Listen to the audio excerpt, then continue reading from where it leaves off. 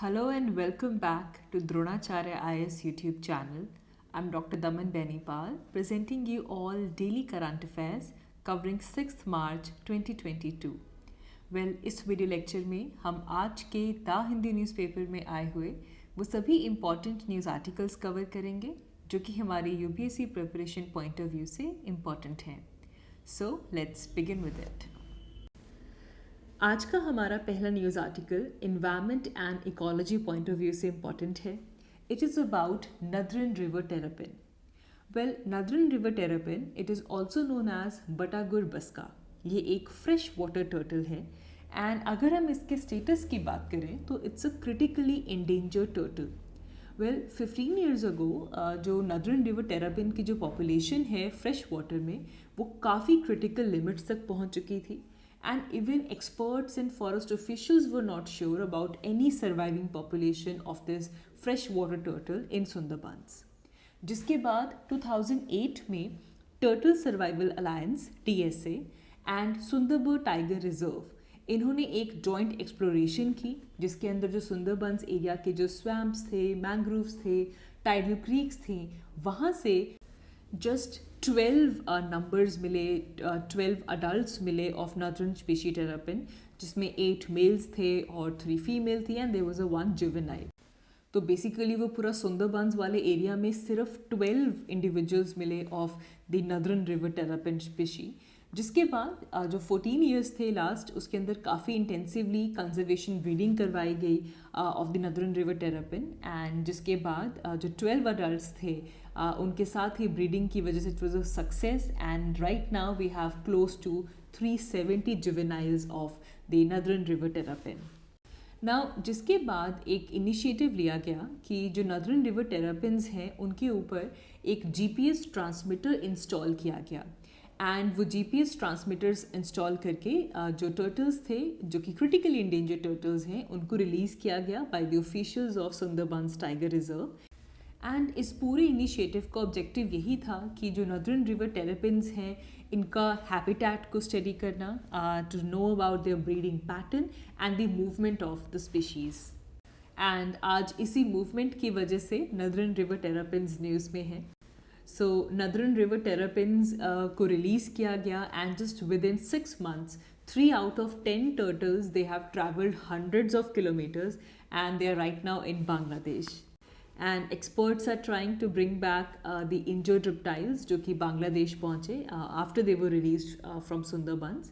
इस पूरे news article से हमारे लिए इम्पॉर्टेंट हो जाता है to know in much detail about the northern river terrapin and the turtle survival alliance. Now northern river terrapin की अगर हम बात करें तो जैसा कि आप इस पिक्चर में भी देख सकते हैं इनकी लेंथ अगर हम देखें तो अराउंड 60 सेंटीमीटर लॉन्ग ये टर्टल होता है and they are typically recognised by 4 claws in their front feet. उनके जो फ्रंट फीट होते हैं उसके अंदर 4 claws होते हैं. नाउ ये रिमार्केबल इसलिए है बिकॉज बाकी टर्टल्स के पास 5 claws होते हैं एंड सिर्फ बटागुर बस का एक ऐसा टर्टल है जिसके जो फ्रंट फीट हैं उसमें 4 claws होते हैं. एंड हैबिटेट अगर हम देखें तो मेनली जो बड़ी रिवर्स हैं उनका जो टाइडल एरियाज़ होते हैं वहाँ पे ये मेनली मिलते हैं because they are fresh water. Sand bars जो रिवर्स के होते हैं, रिवर बैंक्स, वहाँ पे मेनली नदरन रिवर टेरापिन या फिर बटागुर बस्का मिलता है. स्टेटस की अगर हम बात करें तो जैसा कि अभी हमने डिस्कस किया था काफ़ी ज़्यादा एंडेंजर्ड हैं ये. साउथ ईस्ट एशियन कंट्रीज़ में they are presumed to be extinct and they are described as world's second most endangered turtle. So Batagur Baska is world's second most endangered turtle. World का most endangered turtle है Yangtze giant soft shell turtle and it's the most endangered freshwater turtle. इसके बाद second number पे आता है Batagur Baska. ये point आपको पता होना चाहिए which turtle is the most endangered and which is the second most endangered. सो इसीलिए इवन IUCN की लिस्ट में नदरन रिवर टेरापिन बटागुर बस्का को क्रिटिकली इंडेंजर्ड में रखा गया है. एंड बिकॉज ऑफ दिस जो हमारा वाइल्ड लाइफ प्रोटेक्शन एक्ट है 1972 इसके अंदर इसे शेड्यूल 1 के अंदर प्रोटेक्शन दी गई है. Similarly sites the convention on international trade in endangered species इसको भी इसके अंदर भी नदरन रिवर टेरापिन को अपेंडिक्स 1 में इंक्लूड किया गया है। तो बेसिकली इसकी वजह से नदरन रिवर टेरापिन का इंटरनेशनल ट्रेड इलीगल बन जाता है। Now we need to know the Batagur turtles were present in India. Well, हमारे पास 6 फ्रेश वाटर टर्टल्स हैं और इस जीनस को कहा जाता है बटागुर। And उन 6 में से there are 3 turtles who are found in India. So there are 6 freshwater turtles and this entire genus is called as Batagur, and out of those 6, 3 are found in India. Now you can refer to this picture as well. We have Batagur kachuga, इसे red crowned roof turtle भी कहा जाता है, that is present in India. Batagur dhongoka, ये एक 3-striped roof turtle है. Now it is also prevalent in the tributaries of Ganga and Chambal का जो area है वहाँ पे ये काफ़ी prevalent है. It is present in India. And then we have Batagur baska, जिसे Northern River Terrapin कहा जाता है. It is the most endangered of these 3 species. तो 6 हैं टोटल, जिनमें से 3 इंडिया में मिलती हैं.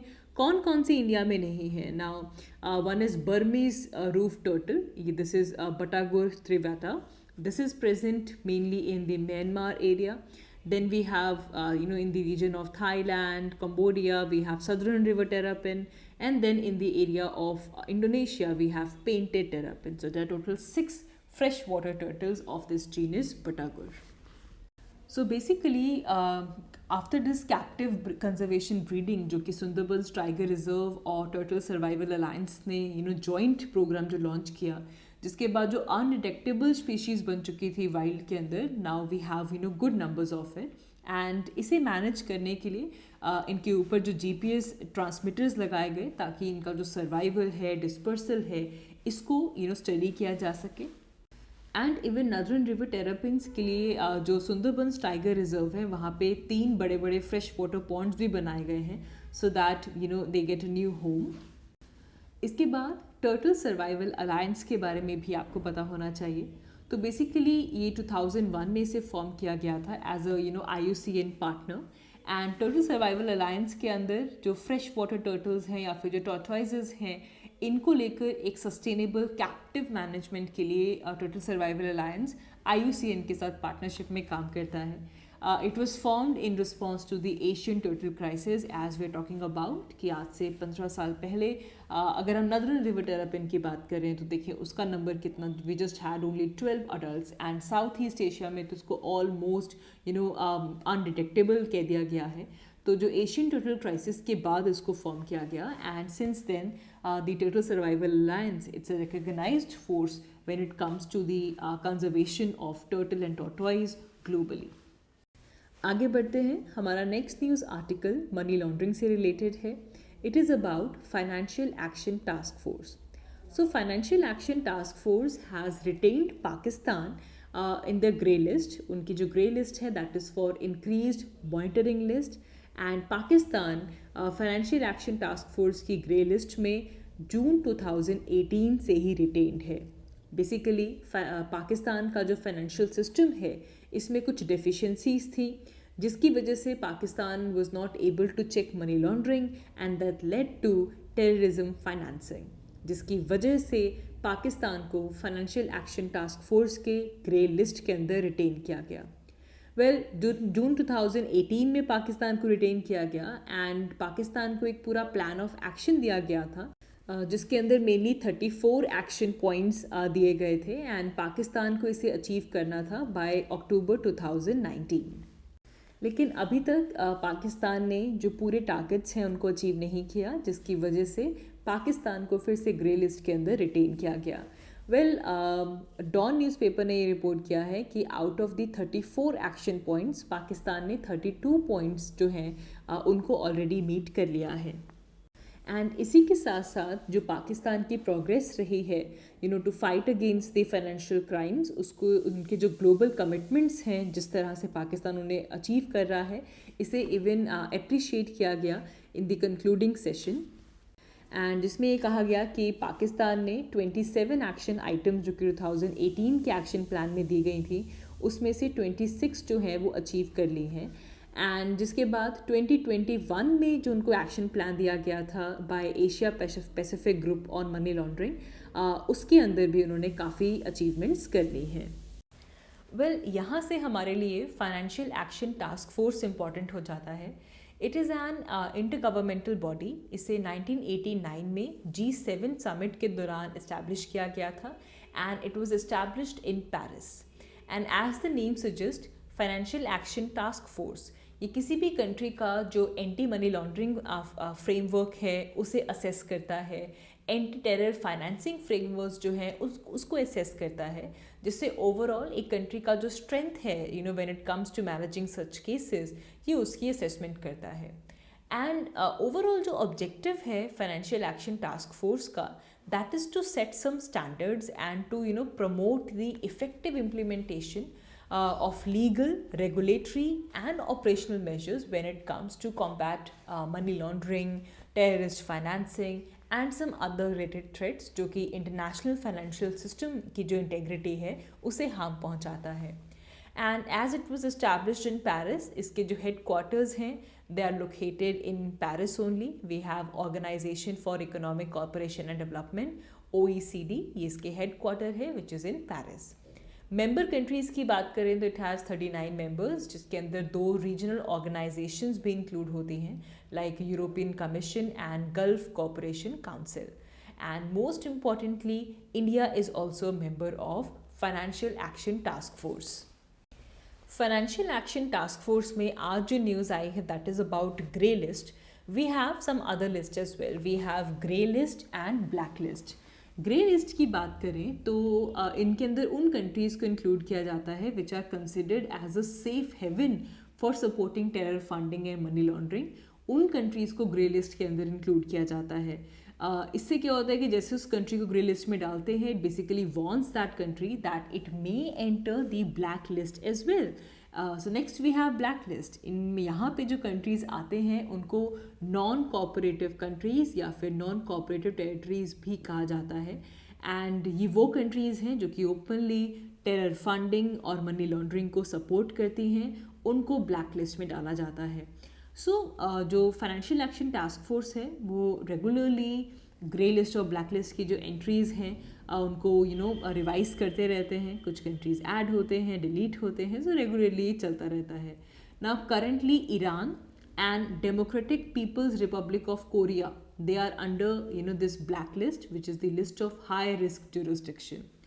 एंड जो फाइनेंशियल एक्शन टास्क फोर्स है इनकी जो डिसीजन मेकिंग बॉडी है ये कम से कम साल में 3 बार मिलते हैं, जिसमें जो कंट्रीज़ हैं उनके जो स्ट्रेंथ्स हैं, वीकनेसेस हैं, मनी लॉन्ड्रिंग, टेरर फाइनेंसिंग, इन सबको असेस किया जाता है।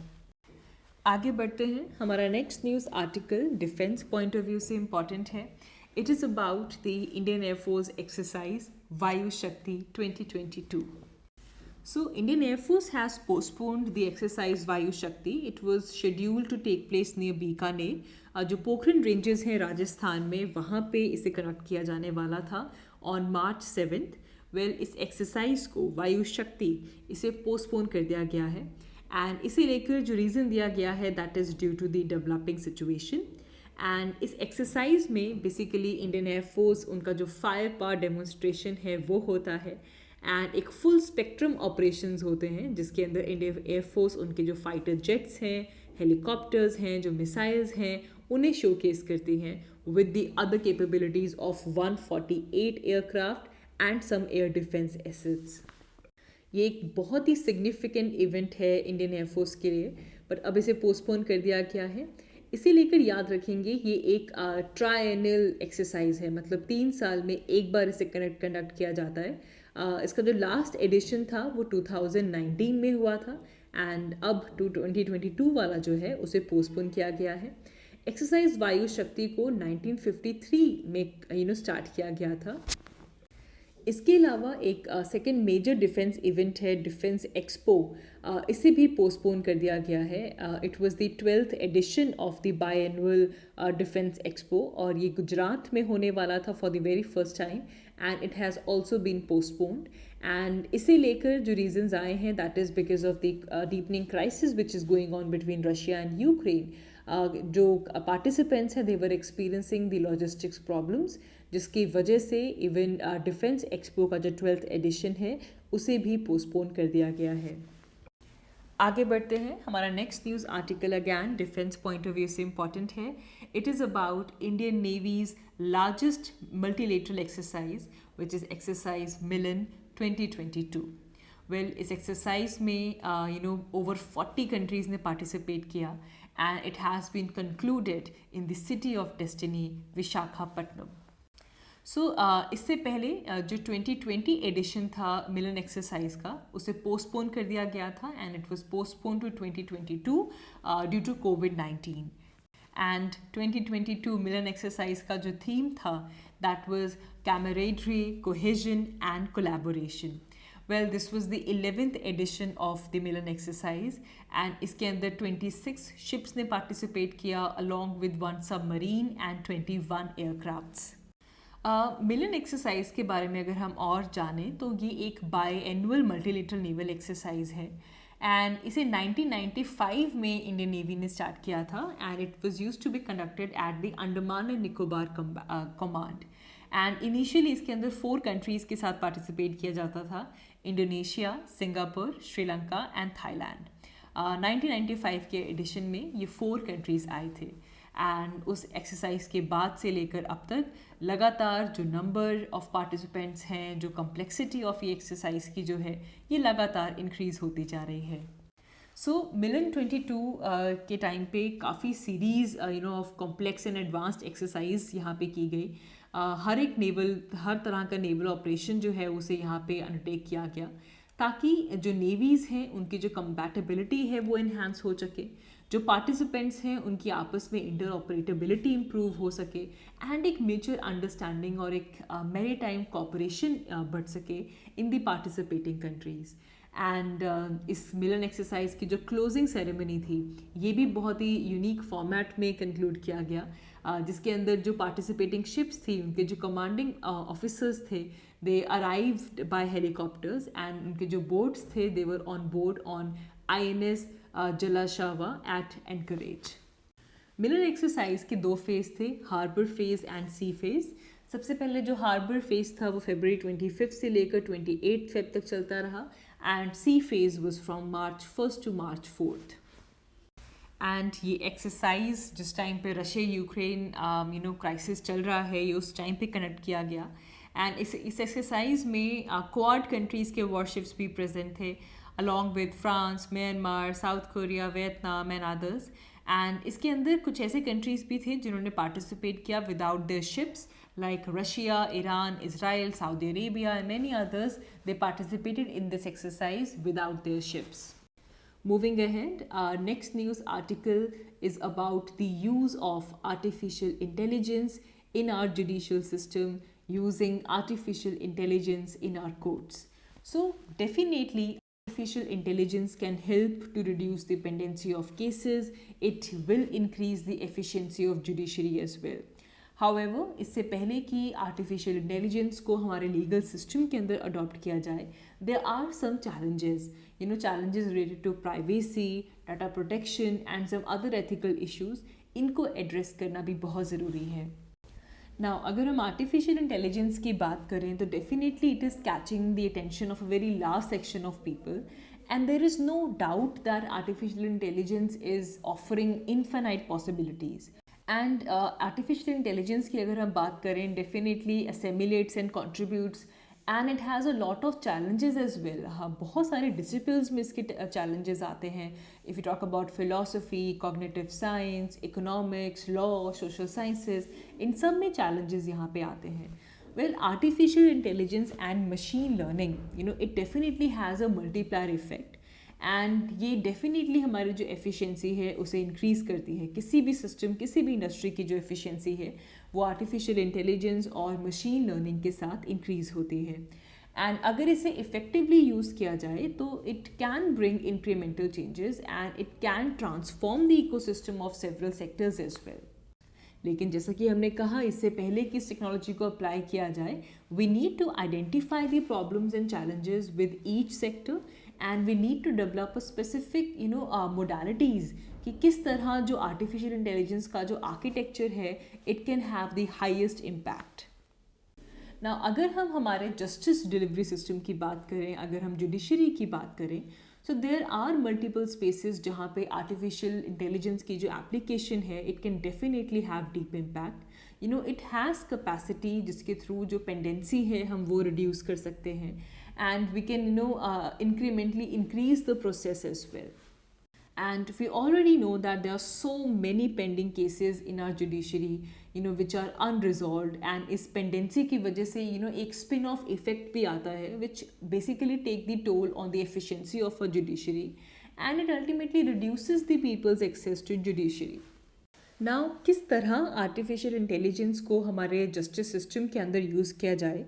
नाउ सबसे पहले इसको लेकर we need to identify those legal processes जहाँ पे हम इसको अप्लाई कर सकते हैं, ताकि जो हमारी पेंडेंसीज़ हैं वो रिड्यूस हो सके और हमारी जो एफिशिएंसी है वो भी इंक्रीज़ हो सके। नाउ इसके लिए हमारी जो मशीन है it first needs to perceive a particular process. कोई भी मशीन हम लेकर आते हैं, मशीन लर्निंग की अगर हम बात करें तो इसको जो कोई भी प्रोसेस है उसे पहले परसीव करना होगा, to get information about the process under examination. Let's say for example हमारे पास कोई लीगल डॉक्यूमेंट है, किस तरह से वहाँ से जो फैक्ट्स हैं वो एक्सट्रैक्ट करने हैं।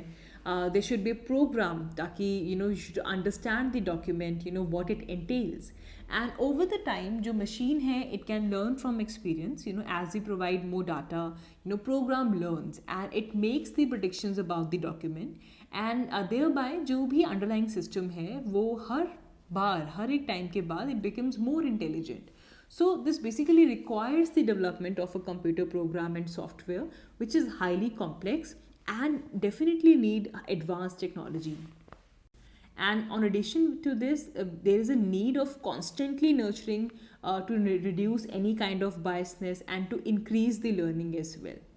Now इसी तरह का एक complex tool है हमारे पास which is named as SUPACE, which is Supreme Court's portal for assistance in court efficiency.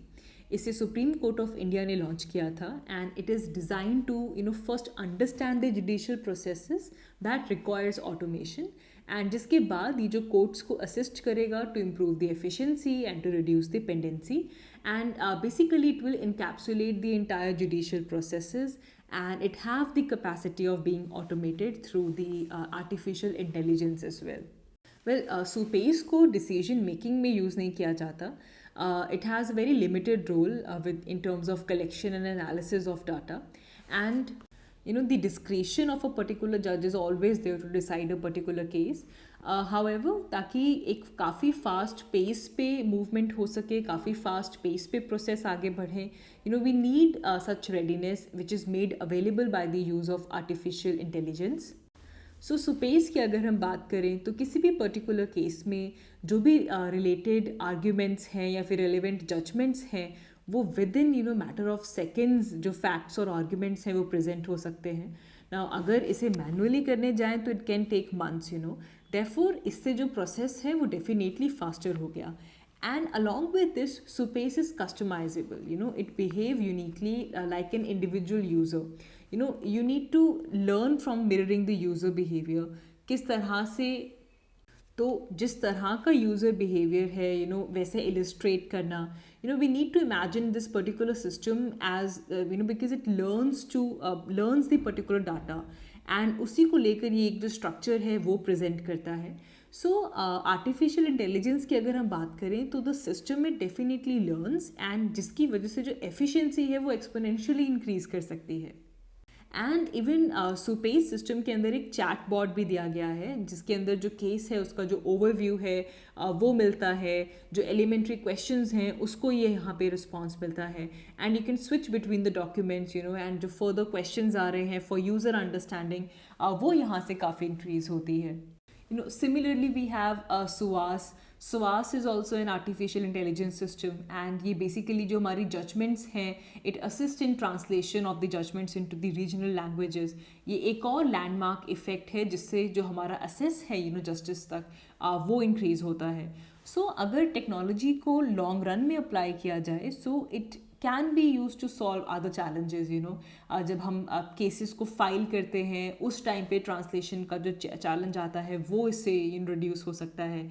It can reduce the time taken to file a particular file, and therefore it can assist the court in becoming an independent, quick and efficient system. So there are other initiatives as well. We have LIMS as well. इससे पहले department of legal affairs इन्होंने एक web based application launch की थी, LIMS, which is legal information management and briefing system. इसमें भी idea यही था कि कोई भी जो केस है उसकी जो लाइफ साइकिल है उससे आप यहाँ पे ट्रैक कर सकें. And we also have SCI interact. So 2020 में सुप्रीम कोर्ट ने एक सॉफ्टवेयर डेवलप करवाया था कॉल्ड एज SCI इंट्रैक्ट. इसके अंदर 17 बेंचेस को पेपरलेस बनाने का ऑब्जेक्टिव है.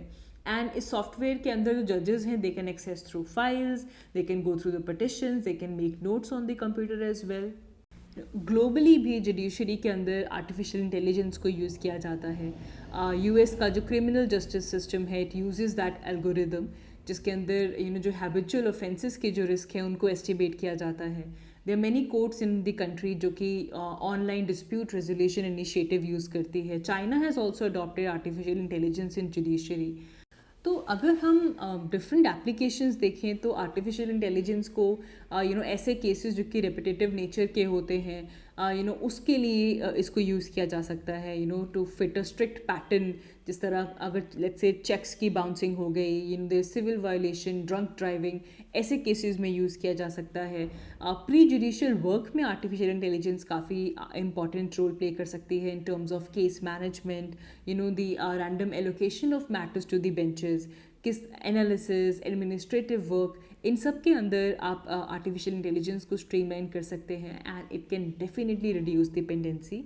एंड देखें जब भी जजिंग की बात करते हैं तो इसके अंदर ह्यूमन इमोशंस बहुत बड़ा रोल प्ले करते हैं. एंड कोई भी साइंटिफिक टूल का कोई भी मोरल जो है वो हम उससे अटैच नहीं कर सकते. तो डेफिनेटली जो जस्टिस का जो फाइनल टेक है वो तो जज ही करेंगे, बट इसको हम जो हमारी एडमिनिस्ट्रेशन है पेंडेंसी एफिशिएंसी को इंक्रीज़ करने के लिए हम आर्टिफिशियल इंटेलिजेंस को यूज़ कर सकते हैं. आगे बढ़ते हैं. So Professor Deepak Dhar, who is a physicist from Indian Institute of Science Education and Research, Pune, Professor Deepak Dhar को Boltzmann Medal के लिए select किया गया है. He has been awarded by the Commission on Statistical Physics of the International Union of Pure and Applied Physics, and he becomes the first Indian to win this award. ये जो award है इसे 1975 में initiate किया गया था. And K.G. Wilson, he was the first recipient of this award, and after that now Professor Deepak Dhar is first Indian to receive the Boltzmann Medal. इस award के अंदर एक glided Boltzmann Medal मिलता है with the inscription of the Ludwig Boltzmann. Professor Deepak Dhar को इस award के लिए चूज़ किया गया है for his seminal contribution in the field of statistical physics, including the exact solution of self-organized critical models, interfacial growth, universal long-time relaxation in disordered magnetic system, exact solution in the percolation, cluster counting problems, definition of spectral dimension of the fractals. सो इन सब को लेकर professor Deepak Dhar को Boltzmann medal के लिए choose किया गया है. So that is all for this video. हमने इस वीडियो में आज के पेपर के जो इम्पोर्टेंट टॉपिक्स थे उन्हें हमारी प्रिपरेशन के साथ लिंक करते हुए डिस्कस किया. आई होप आपको ये वीडियो अच्छी लगी and thanks for watching. I will see you in my next one. Thank you.